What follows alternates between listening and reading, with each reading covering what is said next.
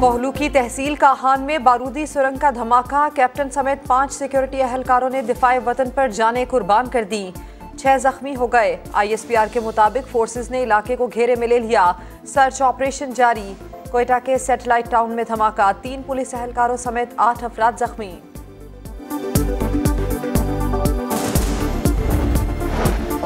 पाक अफगान सरहद पर दहशतगर्दी का बड़ा मंसूबा नाकाम। अफगानिस्तान से शरपसंदों की बलोचिस्तान में दाखिले की कोशिश। फौजी जवान दीवार बन गए। जोब में फायरिंग के तबादले में एक दहशतगर्द मारा गया। पाक फौज का जवान हक नवाज शहीद, 2 जख्मी हुए। ISPR के मुताबिक दहशतगर्दों को सरहद पार से मदद फराहम की गई। दहशतगर्द बलोचिस्तान के रास्ते दाखिल होकर KP में तखरीबी कार्रवाई करना चाहते थे।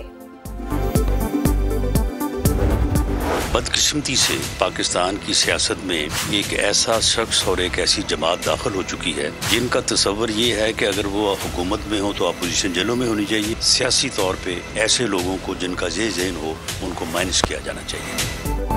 हुकूमत में था तो मुखालिफिन को जेलों में बंद करना चाहता था। अपोजिशन से मुज़ाकरात से मर जाने को बेहतर समझता है। ऐसे शख्स को सियासत से माइनस करना होगा। वजीर दाखिला राना सनाउल्लाह की इमरान खान पर कड़ी तनकीद। कहा परवेज इलाही पहले एतमाद का वोट लें, फिर चाहे तो असेंबली तोड़ दें। वजीर रेलवे ख्वाजा साद रफीक ने नवाज शरीफ की वतन वापसी का इंदिया दे दिया। अपोजिशन को मुज़ाकरात की दावत, बोले सियासी इख्तलाफात सड़कों पर नहीं पार्लियामेंट में हल होते हैं। हमें बैठना चाहिए, मिल बैठना चाहिए। हमें अगर एक दूसरे की शक्ल अच्छी नहीं लगती तो ये कोई नई बात नहीं है। दुनिया में बहुत सी ऐसी मिसालें हैं कि आप एक दूसरे को देखना नहीं चाहते लेकिन अब बात करते हैं।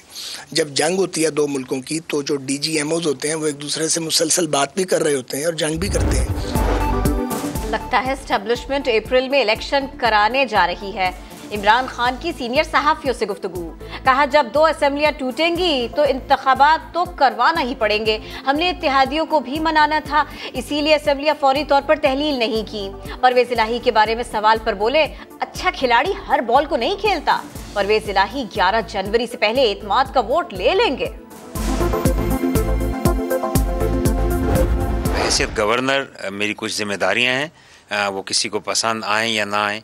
ख़ास तौर पे जब हुकूमत पंजाब इतना बड़ा एक फ़ैसला करने जा रही थी तो मुझे देखना ये ज़रूरी था कि वज़ीर आला के पास क्या एतमाद ऐवान का है भी या नहीं। कौम को मायूसी में धकेलने वाले होश के नाखुन लें। किसी को अच्छा लगे या बुरा, आईनी जिम्मेदारियां पूरी करूंगा। गवर्नर पंजाब बलीगुर रहमान की समा से खुसूसी गुफ्तगू। कहा देखना चाहता था कि परवेज इलाही के नंबर्स पूरे हैं या नहीं। सियासी अदम इस्तेहकाम पैदा करने वाले अपने रवैयों पर गौर करें। परवेज इलाही भी इमरान खान के नक्शे कदम पर। हसनैन बहादुर दरियाशक के मामले पर यू टर्न। पहले काबीना से निकाला, अब एतमाद का वोट लेने के लिए बेटे जैसा करार दे दिया। कहा हसनैन बहादुर काबिल वजीर हैं, इसीलिए इस्तीफा मंजूर नहीं किया।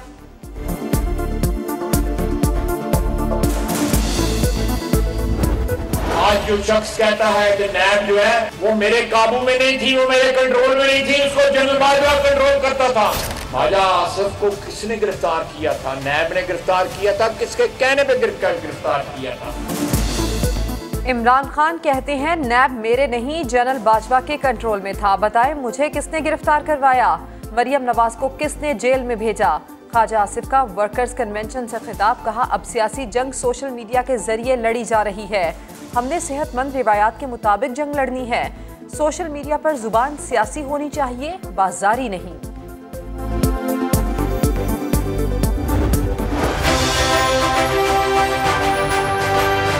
दुआ है कि 15 साल के होने के बाद इसी तरह ये 30 और 60 साल और आगे चलता रहे। समा को सालगिरह मुबारक हो। खैबर के अवाम की जानिब से मुबारकबाद पेश करता है। समा जो है एक बड़ी जिम्मेदाराना सहाफत का अलंबरदार है। मैं आपकी कामयाबी के लिए दुआ गो। 2023 का बड़ी खबर जो है वो इलेक्शन ही होगा। समा जो है वो उसमें अपना मुस्बत किरदार अदा करेगा। समा टीवी मॉडर्न टेक्नोलॉजी के साथ आगे बढ़ रहा है। समा नंबर 1। दिन दुगनी और रात चुगनी जो है वो तरक्की करें।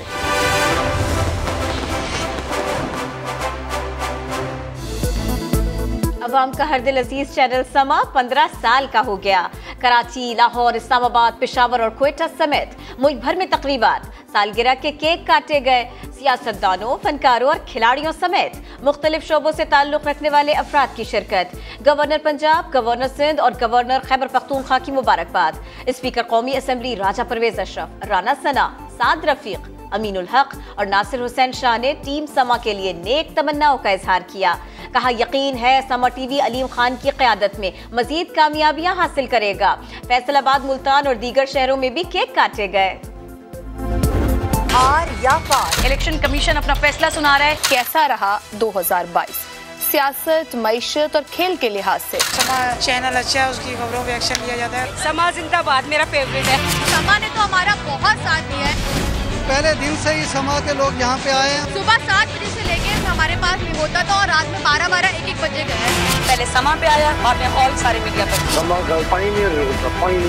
थैंक यू सो मच समा। सनसनी नहीं मुस्तनद खबर, जिम्मेदाराना सहाफत। पाकिस्तान का मकबूल तरीन न्यूज़ चैनल समा 15 साल से हक और सदाकत का लंबरदार।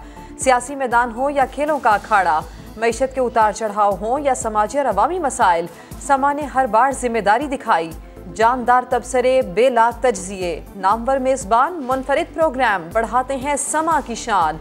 होलोग्राम टेक्नोलॉजी हो, 3D ऑगमेंटेड रियलिटी या जदीद वर्चुअल स्टूडियो, समा सबसे अलग नजर आए। पसंद करने पर नाजरीन का बेहद शुक्रिया। मुबारकबाद देती हूँ। हम शुरू से देखते आ रहे हैं समा टीवी, काफ़ी अच्छा है, तो मेरी तरफ से नेक ख्वाहिशात। 15 साल हो गए हैं, बहुत बहुत मुबारक हो, आपका चैनल ऐसे ही आगे जाए।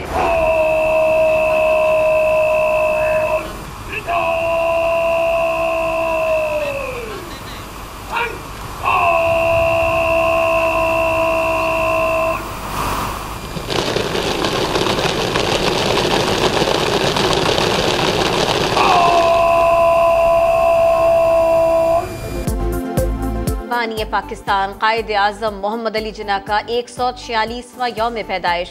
मज़ार कायद पर गार्ड्स की तब्दीली की पुरवकार तकरीब। पाकिस्तान मिलिट्री अकेडमी काकूल के कैडेट्स ने जिम्मेदारियां संभाली। सदर मुमलिकत की मज़ार कायद पर हाजिरी। मुल्क की तरक्की के लिए कायद के उसूल अपनाने का अज़्म। गवर्नर और वज़ीर आला सिंध ने भी मज़ार कायद पर फातिहा खानी की। कहा मुल्क के खिलाफ साजिशें मिलकर नाकाम बनाएंगे। ज़ियारत में कायद आज़म रेजिडेंसी में परचम कुशाई। जैसी बेदाग और पुरवकार शख्सियत वैसा ही आली शान मज़ार। बाबा कौम के मज़ार की तामीर 10 साल में मुकम्मल हुई। 61 एकड़ पर फैला सब्जा, ज़मीन से गुंबद तक 100 फीट ऊंचाई। मज़ार के अंदर मौजूद 26 मीटर लंबे फानूस में 7,777 क्रिस्टल्स जड़े हैं। मज़ार में दाखिल होने के लिए 4 दरवाजे हैं। मुस्लिम लीग नून के कायद नवाज शरीफ 73 बरस के हो गए। 3 बार मुल्क के वजीर आजम और 2 बार पंजाब के वजीर आला रहे। परवेज मुशर्रफ दौर में नवाज शरीफ ने कैद-ओ-बंद की सऊबतें झेली। खानदान के साथ सऊदी अरब में जिला वतन रहे। इमरान खान के दौर में भी जेल की मुश्किलात सहना पड़ी। एटमी धमाके, मोटरवेज और सी पैक नवाज शरीफ के अहम कारनामे हैं।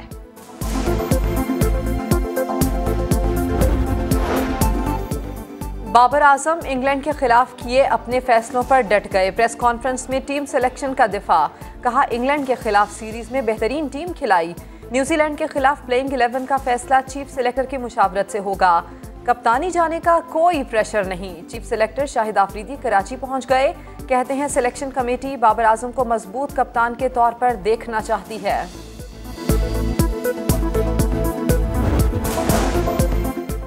पाकिस्तान और न्यूजीलैंड के दरमियान टेस्ट सीरीज की ट्रॉफी की रुनुमाई। पहला टेस्ट कल से कराची में शुरू होगा। दोनों टीमों की प्रैक्टिस। मीर हमजा, शाहनवाज डहानी और ऑफ स्पिनर साजिद खान ने टेस्ट स्क्वाड ज्वाइन कर लिया।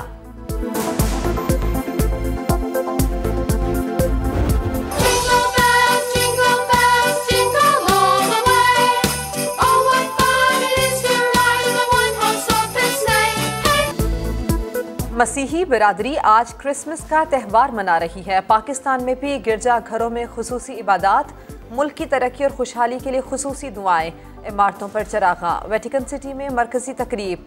पोप फ्रांसिस ने खिताब में कहा कि लालच और ताकत की भूख ने दुनिया को जंगों में धकेल दिया। आज के दिन जंगों के सताए लोगों को याद रखें।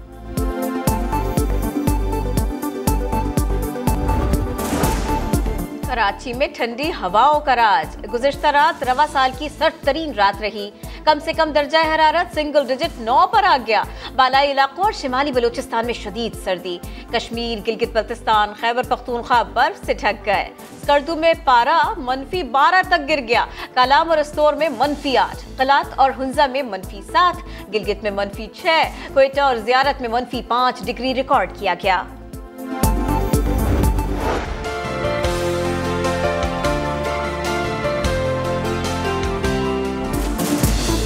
और स्वात की वादी मालम चब्बा में सयाहों के डेरे खूब मौज मस्तियां की। कोई जिप लाइन तो कोई चेयर लिफ्ट का दिल दादा।